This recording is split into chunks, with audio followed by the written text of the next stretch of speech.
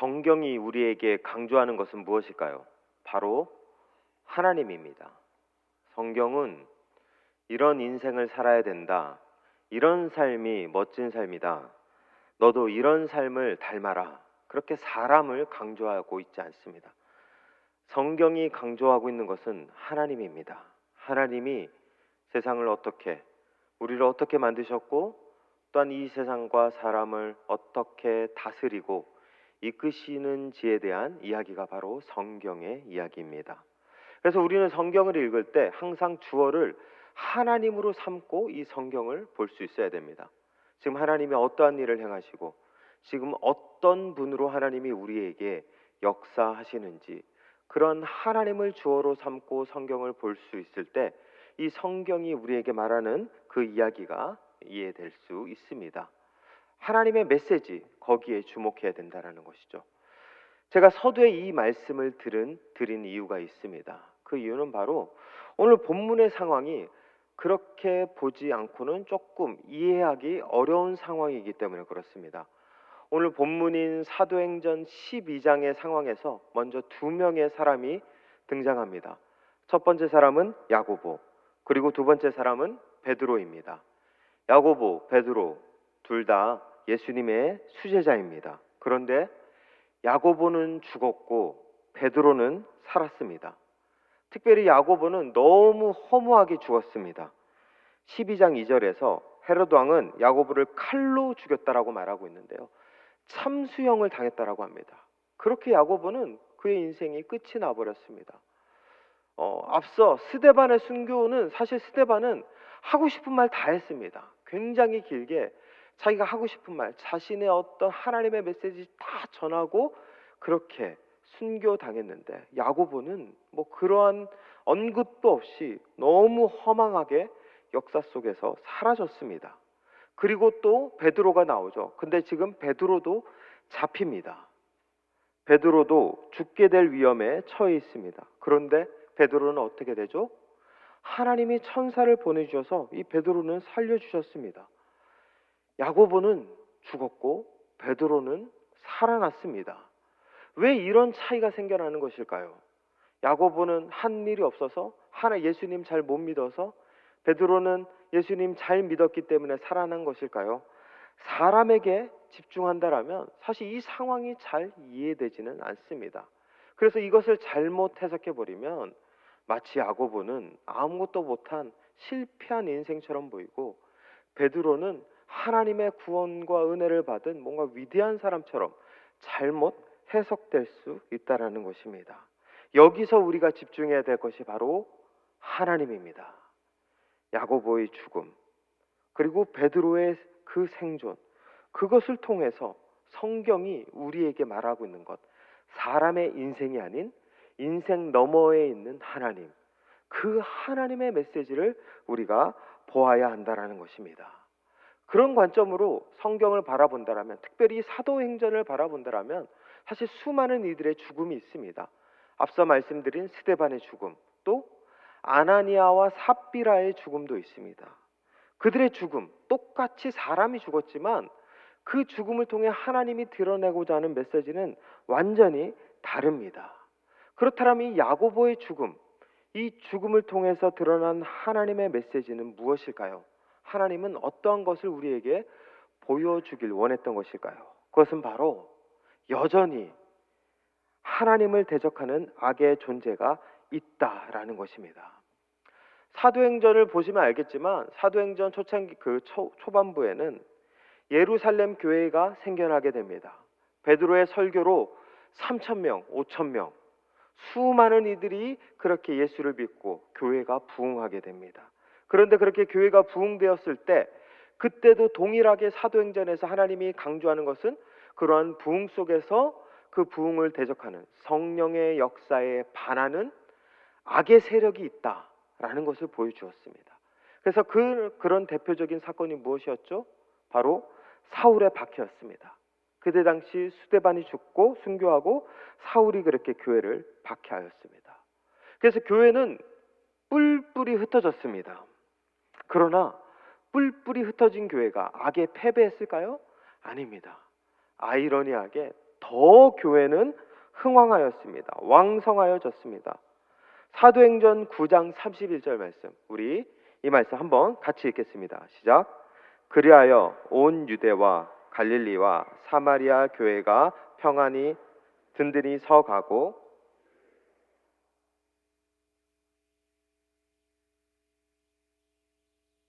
박해가 있었는데 교회는 흩어졌는데 오히려 평안하여 든든히 서나가고 수가 더 많아졌다라고 그렇게 이야기하고 있습니다. 그리고 이후에 무엇이 시작되었죠?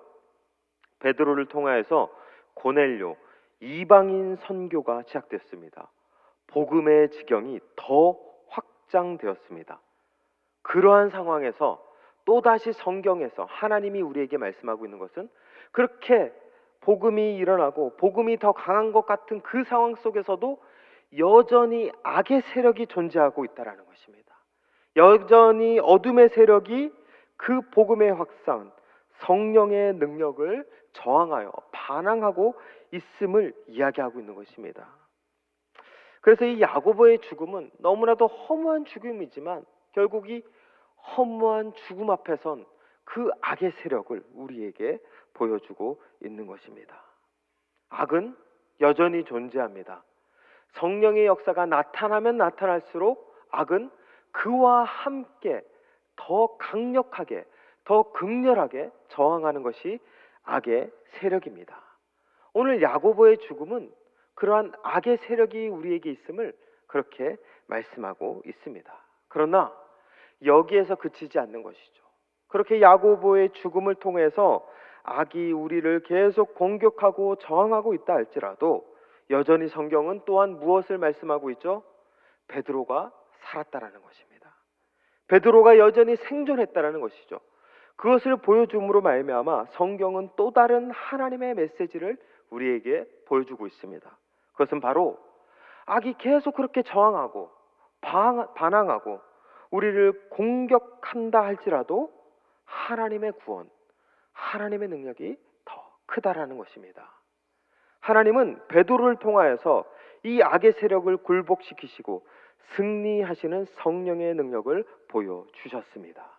그래서 오늘 말씀의 이 사건, 베드로가 단순히 초자연적인 기적의 현장에서 그렇게 탈출하여서 나타났다, 이런 사건을 기적의 한 사건으로 보는 것이 아닌 이 사도행전의 저자는 이것을 구원의 사건으로 보고 있습니다. 그래서 이 구원의 사건으로서 이것을 무엇과 연결시키냐면 바로 출애굽의 유월절 사건입니다. 오늘 말씀 6절 한번 보시겠습니다. 6절 말씀에 보면 노랗게 강조되어 있는 부분, 그 전날 밤에, 즉 헤롯이 잡아내려고 하는 그 전날 밤을 지금 강조하고 있죠. 그리고 7절에 보면 어떤 말씀이 있죠? 사자가 나타나서 베드로를 어떻게 하죠? 쳐서 깨워 이르되 급히 일어나라, 급히 일어나라 이야기하고 있습니다. 그리고 8절에 천사가 어떻게 하죠? 띠를 띠고 신을 신어라 라고 그렇게 말하고 있습니다. 근데 이 말씀이 출애굽 당시의 유월절 사건의 이야기와 굉장히 유사한 표현들과 이미지를 그대로 차용하고 있는 것을 우리가 알 수 있습니다. 출애굽기 12장 11절 12절 말씀, 먼저 11절 말씀에 보면 너희는 그것을 이렇게 먹을지니 허리에 어떻게 하라고요? 띠를 띠고 발에 신을 신고 손에 지팡이를 잡고 급히 먹으라. 이것이 여호와의 유월절이니라. 12절에 보면 내가 그 밤에 라고 이렇게 고백하고 있습니다. 자, 앞서 함께 읽었던 본문 안에서 그 전날 밤에, 그리고 천사가 급히 일어나라, 그리고 천사가 베드로에게 띠를 띠고 신을 신어라 라고 이렇게 표현하고 있죠. 지금 출애굽기의 그 유월절 사건에서도 똑같이 띠를 띠고 신을 신고 급히 먹으라, 내가 그 밤에 너희들을 구원하여 주겠다, 나는 여호와라, 주님께서 그렇게 말씀하셨던 그 유월절의 사건을 지금 사도행전의 저자 누가는 일부러 가져와서 사용하고 있습니다. 일부러 가져와서 지금 이 베드로가 탈옥된 이 사건이 단순한 기적, 초자연적인 일이 아니라 유월절 사건과 같이 하나님이 우리를 구원하신, 베드로를 구원하신 하나님의 구원의 사건임을 우리에게 이야기하고 있는 것입니다.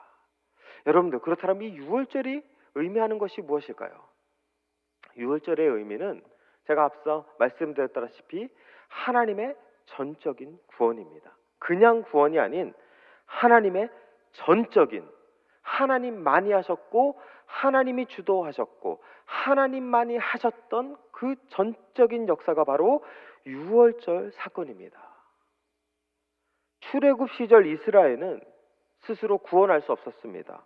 아니, 구원에 대해서 어떤 일도 할 수 없었던 노예 상태였습니다. 그들은 애굽에 대항할 힘도 없었고 벗어날 지혜도 없었고 자력 구원은 절대로 불가능한 상황이었죠. 그때 하나님이 일하셔서, 하나님이 임하셔서 10가지 재앙도 내리시고 장자를 특별히 죽이시는 그 유월절 사건을 통하여서 너희들이 아무것도 할 수 없다 할지라도 내가 너희들을 구원하였다. 오직 나만이 너희들을 구원할 수 있는 참된 하나님 여호와라. 그것을 우리에게 보여주셨던 것입니다. 누가는 그것을 이야기하면서 지금 베드로에게, 그리고 우리의 삶 가운데 임하는 이 모든 구원의 사건이 하나님이 전적으로 행하는, 우리의 개입과 우리의 힘이 필요 없는 하나님만이 하실 수 있는 구원의 사건이라는 것을 우리에게 보여주고 있습니다. 오늘 말씀에서도 동일하게 지금 베드로가 그것을 드러내고 있는 것이죠. 9절 말씀 한번 같이 읽겠습니다. 9절 말씀 시작. 베드로가 나와서 따라갈새 천사가 하는 것이 생시인 줄 알지 못하고 환상을 보는가 하노라.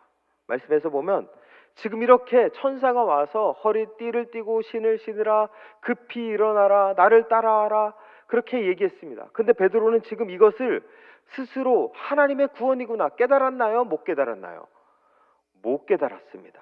지금 이게 꿈인지 생시인지 환상인지 어떻게 일어나고 있는지 본인 스스로 깨닫지 못했습니다. 그리고 말씀의 본문의 상황을 보시면 알겠지만 지금 베드로가 어떤 상황이었냐면은 감옥에 갇혔는데 양옆에 군인들이 함께 베드로와 있었습니다. 그리고 베드로는 쇠사슬에 묶인 상태였죠. 그리고 파수꾼, 그 감옥을 지키는 사람이 이중으로 해서 이 베드로를 지키고 있었습니다. 그런 상황에서 천사가 베드로 옆구리를 발로 팍팍 차고 빨리 일어나 소리치고 이러는데 옆에 있는 군인들, 감옥을 지키고 있는 파수꾼들 어느 누구도 그것을 알지 못했습니다. 지금 베드로도 자기가 지금 풀려나고 있는 일인지 구원받은 일인지 알지 못했습니다. 무슨 뜻일까요? 베드로가 한 게 아무것도 없다라는 것입니다. 베드로는 그저 몽유병 걸린 사람처럼 그 구원의 사건에 끌려 나온 것입니다. 그 구원의 은혜에 끌려 나온 것입니다. 하나님의 주도적인 사건이라는 것이죠. 뭔가 베드로가 믿음이 좋아서 하나님 앞에 강한 믿음으로 나아갔더니, 아니면 뭔가 순종했다더니 그 안에서 하나님이 이런 은혜를 베푸셨다, 이런 이야기가 아니라 그냥 하나님만이 전적으로 임하셨던 강력한 하나님의 구원의 사건임을 이야기하고 있는 것입니다. 그리고 이 구원의 역사가 악의 세력을 잠재웠습니다. 스데반의 순교로 말미암아 다시 한번 저항했던 그 악의 세력, 또한 야고보를 죽임으로 말미암아 다시 한번 드러났던 그 악의 세력, 그 악의 세력을 하나님께서 굴복시키시고 하나님께서 승리하셨음을 우리에게 말씀하고 있는 것입니다. 이처럼 사도행전은 우리에게 이 하나님의 구원의 역사는 우리에게 어떠한 개입도 허락되지 않는, 아니 허용되지도 않는 완전한 하나님의 은혜임을 우리에게 말씀하고 있습니다. 지금 우리가 구원받은 자라면, 지금 내가 하나님 안에서 구원을 누리고 있다라면 이 구원은 이렇게 하나님이 전적으로 역사하셔서 우리에게 주신 구원입니다. 내가 기도 열심히 해서, 내가 신앙생활 열심히 해서, 내가 순종해서 얻은 구원이 아니라는 것입니다. 전적인 하나님의 은혜, 그 악보다 강하시고 모든 세상을 다스리시고 이끄시는 그 하나님의 능력이 우리 안에 강력하게 선물로 나타나는 그 은혜가 구원이라는 것입니다. 그리고 그 구원을 입은 자들이 바로 우리이고 성도고 그리스도임을, 하나님의 제자들임을 성경은 우리에게, 사도행전은 우리에게 말씀하고 있는 것입니다. 베드로는 이렇게 구원의 은혜로 하나님의 역사하심으로 살아났습니다. 그런데 이런 구원의 역사, 이런 하나님의 전적인 은혜가 일어날 수 있었던 원동력이 무엇이었을까요? 그것은 바로 기도였습니다. 5절 말씀 우리 한번 같이 읽어보겠습니다. 시작. 베드로는 옥에 갇혔고 교회는 그를 위하여 간절히 하나님께 기도하더라. 자, 12절 말씀도 한번 같이 읽어보겠습니다. 시작. 깨닫고 마가라 하는 요한의 어머니 마리아의 집에 가니 여러 사람이 거기에 모여 기도하고 있더라. 아멘. 베드로가 옥에 갇혔을 때 교회가 그를 위해서 간절히 기도했습니다. 그리고 12절에 베드로가 풀려났던 그 당시 상황 속에서도 지금 요한의 어머니 마리아의 집에서 여러 사람이 거기서도 기도했습니다. 무엇을 위해 기도했을까요? 베드로를 위해서 기도했습니다. 즉 초대교회가 이렇게 베드로를 위해서 중보하고 기도했더니 하나님이 그 기도를 들으시고 베드로를 향한 전적인 구원의 역사, 6월절의 그 구원의 역사를, 은혜를 주셨다라는 것입니다. 우리는 이렇게 생각할 수 있죠. 야, 초대교회 정도의 믿음이 됐으니, 초대교회 정도 되니까 이렇게 기도해서 응답받을 수 있지. 사실 내가 기도한다고, 우리가 기도한다고 이렇게 하나님이 역사하실까? 사실 그런 생각이 들 수 있을 것 같습니다. 그런데 제가 여기서 한 가지 참 재밌는 일을 보게 되었습니다. 왜냐하면 지금 초대교회가 뭔가 기도하고 있고 그 기도 안에서 이런 역사가 일어나고 있고 성경은 우리에게 굉장히 대단한 일들을 보여주고 있는 것 같은데, 이 초대교회의 기도는 사실 우리와의 기도와는 별반 차이 없는, 아니 어쩌면 더 부족한 기도라는 것을 성경은 우리에게 이야기하고 있습니다. 그 이유가 오늘 본문에 나오고 있죠. 베드로가 그렇게 풀려나게 됩니다. 그 이후에 깨닫게 되죠. 아, 내가 이제 풀려나게 됐구나. 그래서 지금 그 초대교회가 있는 곳, 이 요한의 어머니 마리아의 집으로 향하게 됩니다. 그래서 거기서 문을 똑똑똑 두드리죠. 그때 누가 나오죠? 로데라 하는 여자아이가 나와서 베드로가 온 것을 보게 됩니다. 그래서 너무 기뻐합니다. 야, 우리가 이렇게 기도해서 드디어 하나님 응답하셨구나. 할렐루야, 감사합니다. 너무 기뻐서 베드로 문 열어주지도 않고 다시 집으로 들어가서 교인들에게 알립니다. 드디어 베드로가 살아났습니다. 우리가 기도한 거 응답받았습니다. 할렐루야! 막 이렇게 로데가 막 소리치면서 기뻐하죠. 그런데 15절에 교인들의 반응이 너무 재밌습니다. 15절 말씀 같이 읽겠습니다. 그들이 말하되 내가 미쳤다 하나 여자아이는 힘써 말하되 참말이라 하니 그들이 말하되 그러면 그의 천사라 하더라. 로데가 눈으로 베드로를 보고 나서 야, 정말 우리가 기도했더니 기도한 대로 하나님이 역사하셨구나, 그렇게 기뻐하면서 가서 얘기했더니 지금 뭐라고 하죠? 내가 미쳤다라고 합니다. 이 로데가 그래서 다시 한번 강조합니다. 아닙니다, 진짜입니다. 하나님 맹세하고 꼭 진짜입니다 라고 해도 뭐라고 하죠? 아니다, 그의 천사다 라고 그렇게 말합니다. 끝까지 안 믿고 있는 것입니다. 지금 이들이 무엇을 하고 있는 상황이죠? 기도하고 있는 상황입니다. 무슨 기도죠? 베드로 살려주십시오, 기도하고 있었습니다. 그런데 그 기도한 대로 응답 받았는데 뭐라고 하죠? 안 믿고 있는 것입니다.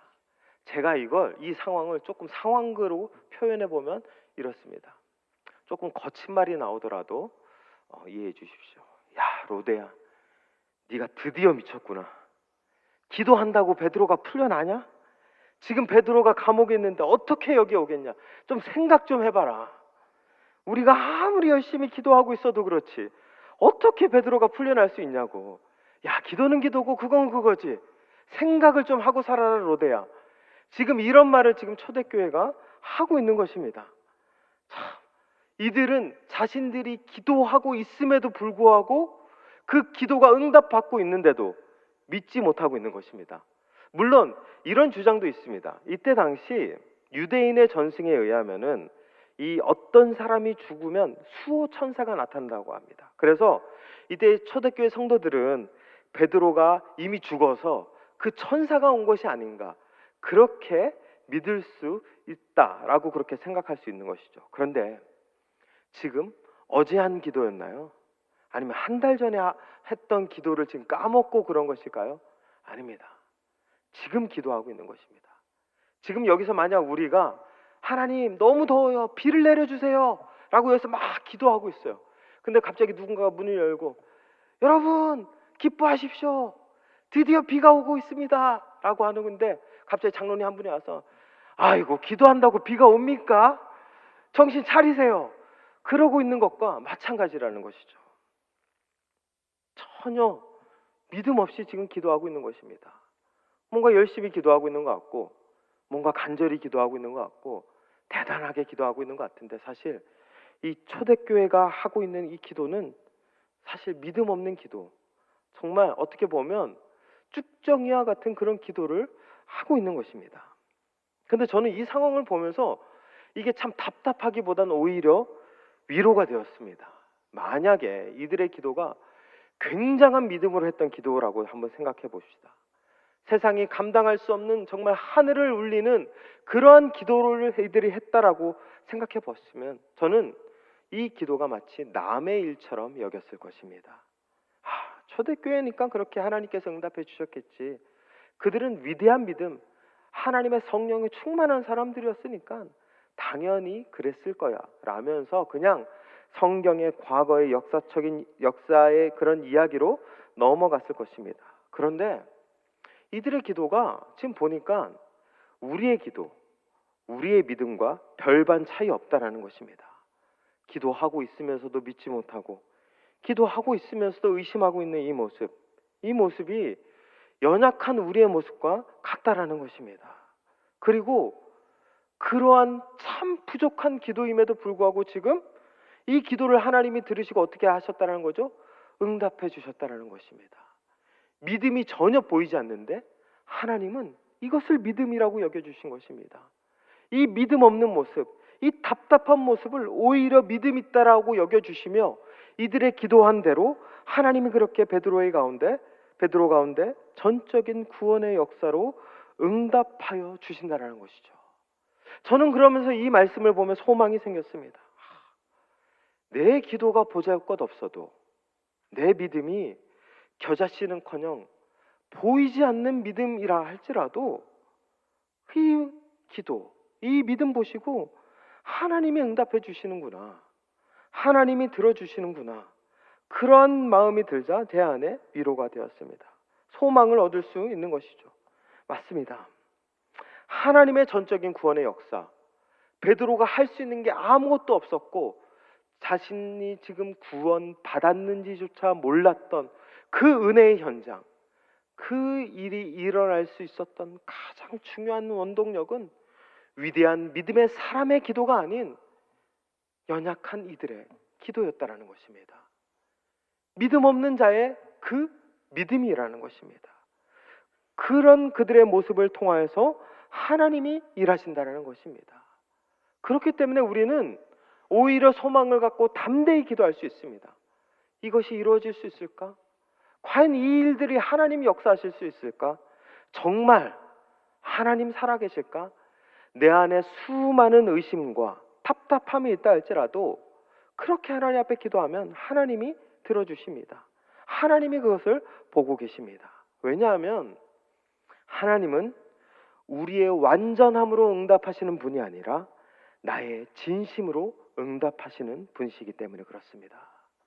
내가 부족해도, 내가 연약해도, 지금 내가 할 수 있는 것이 기도고, 내가 믿음이 없어도 믿음 있는 척이라도 해서 그 믿음을 하나님 앞에 보여주고자 하는 그 마음, 그 진심, 그 중심만 가지고도 하나님은 그것을 믿음으로 보시고 그것을 기도로 여겨주신다라는 것입니다.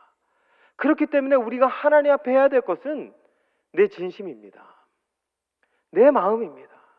하나님, 내가 지금 이 자리에서 감당할 수 있는 것은 없지만 그냥 주님 보겠습니다.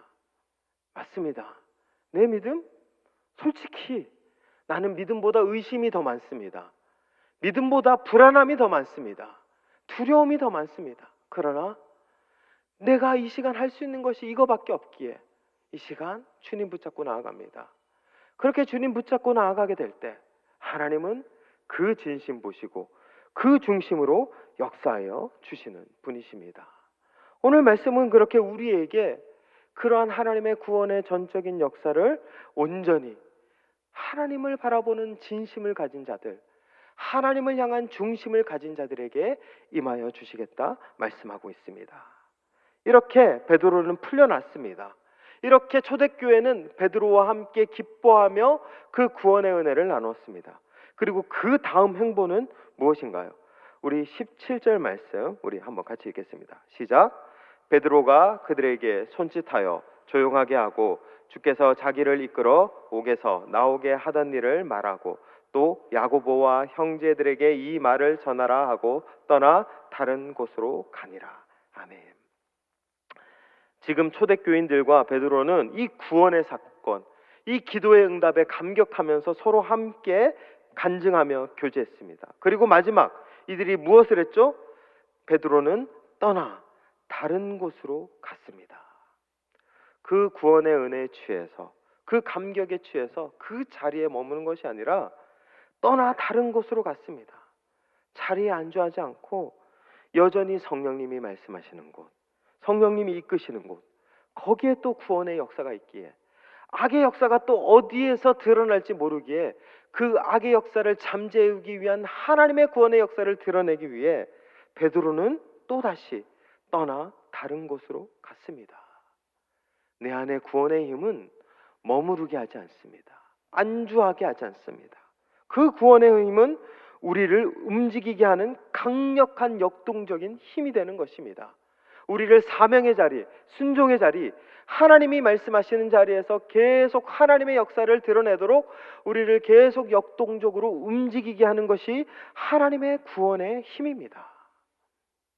오늘 우리 모아하는 성도님들은 예배를 통해서, 주일 예배를 통하여서, 또한 오후 예배를 통하여서, 또한 교제를 통하여서 은혜 받았습니다. 여전히 하나님이 나를 사랑하시는구나. 여전히 하나님이 내 안에 믿음 주시고 구원하여 주셨구나. 하나님의 은혜 감사합니다. 우리는 이 시간 함께 하나님의 은혜를 누리는 이 하루를 보냈습니다. 그럼 우리가 해야 될 것이 무엇일까요? 바로 성령님이 말씀하시는 곳으로 가서 이 일을 전해야 합니다. 하나님은 살아계십니다. 하나님은 여전히 우리의 삶의 주어가 되십니다. 하나님은 여전히 내 삶 가운데, 우리의 삶 가운데, 이 세상 가운데 가장 선한 것으로 이끌어 주실 것입니다. 하나님이 말씀하시는 곳으로 가서 그렇게 사명 감당하며 살아가는 것, 그것이 우리 모든 믿음의 사람들이 감당해야 될 사명의 자리입니다. 우리 모든 성도님들, 월요일부터 시작되는 그 하루, 그곳은 하나님이 우리를 이끄시는 성령의 역사의 현장입니다. 오늘 받은 이 은혜, 이 하루 가운데 누린 이 은혜, 이것을 붙잡고 세상 속에 나아가 승리하며 그 말씀으로 살아가는 우리 모든 믿음의 권속들 되시기를 주님의 이름으로 축원합니다. 기도하겠습니다. 하나님, 악은 여전히 우리의 삶 가운데 우리를 공격하고 우리를 넘어뜨리려고 합니다. 그러나 그 악보다 더 강하신 하나님의 은혜가 우리를 덮어주실 줄 믿습니다. 그 하나님의 구원의 역사, 내가 할 수 있는 것은 아무것도 없지만 전적으로 역사하시는 그 하나님의 강력한 구원의 역사가 우리의 삶을 덮어주실 줄 믿습니다. 나는 여전히 부족합니다. 나는 여전히 믿음 없습니다. 내 기도는 의심 가득한 기도입니다. 그러나 이 중심, 이 전심 바라보시며 나를 믿음 있다 여겨주시며 나에게 다가와 주시고 우리 교회에 다가와 주시고 그렇게 일하여 주시는 그 하나님의 은혜, 우리가 붙잡게 하여 주시옵소서. 그리고 그 은혜 붙잡고 우리의 삶의 현장, 사명의 현장, 하나님이 말씀하시고 성령님이 이끄시는 그곳으로 가서 그렇게 순종하며 살아가는 모든 믿음의 권속들 될 수 있도록 주님 역사하여 주시옵소서. 온전히 주님께서 함께하여 주실 것을 믿으며 예수 그리스도의 이름으로 기도드립니다.